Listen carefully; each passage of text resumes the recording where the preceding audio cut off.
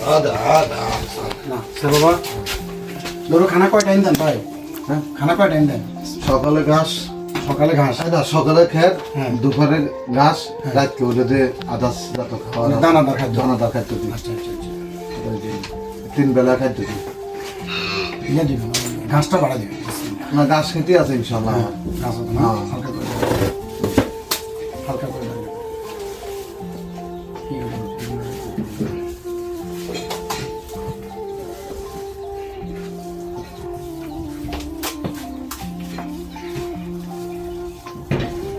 মুশি কত দেন?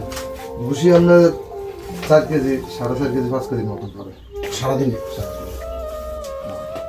আজকে দানাদার খাদ্যের লগে 3 কেজি দিয়ে দিই হিসাবে। আচ্ছা আর এমনি যদি দিই এটা ফালা দিয়ে ভুসি আজকে বাড়া দিই।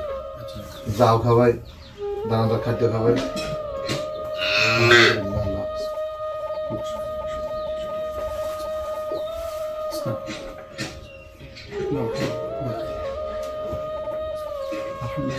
আলহামদুলিল্লাহ। একজন সফল খামারি, উনি সত্যি অসাধারণভাবে ওনার এই গরুগুলো লালন পালন করে এবং উনি পর্যাপ্ত পরিমাণ খাওয়া দাওয়া সব কিছুই উনি 100% উনি অ্যাকুরেট সব সময় এগুলা রাখেন তিনি। আর ওনার মুখ থেকে আমরা আজকে ওনার সফলতার গল্প শুনব এবং আরেকজন উদ্যোক্তা ভাই এটাকে অবশ্যই আপনি দয়া করে এটাকে শেয়ার করে দিবেন এবং আপনি এটাকে অন্যকে দেখার সুযোগ করে দিবেন। দেখবেন আপনিও উদ্যোক্তা হওয়ার চেষ্টা করুন।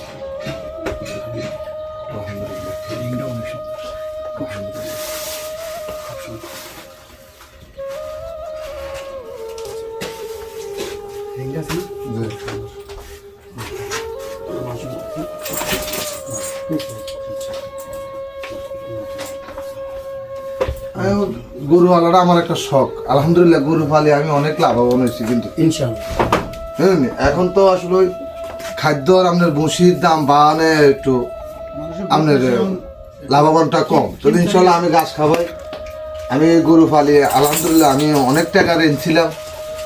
ইনশাল্লাহ আমি ঋণগুলো গরু পালি আলহামদুলিল্লাহ আল্লাহ পাক সহযোগিতা করছে। আমি অনেক লাভবান হয়েছি, ঋণগুলো আমার পরিশোধ হয়ে গেছে ইনশাল্লাহ। এই গরু পালি আমি অনেক কিছু করছি, কিন্তু কাপড়ের ব্যবসা করছি, ব্যবসা করিও আসলে এত লাভবান হইতে পারি না।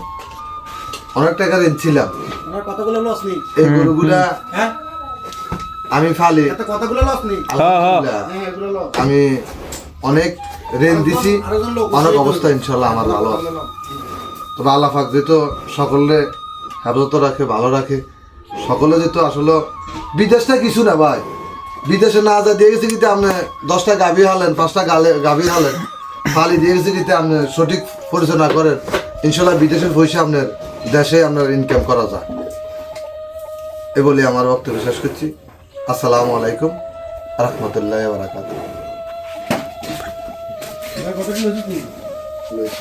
গুরুত্বপূর্ণ কথা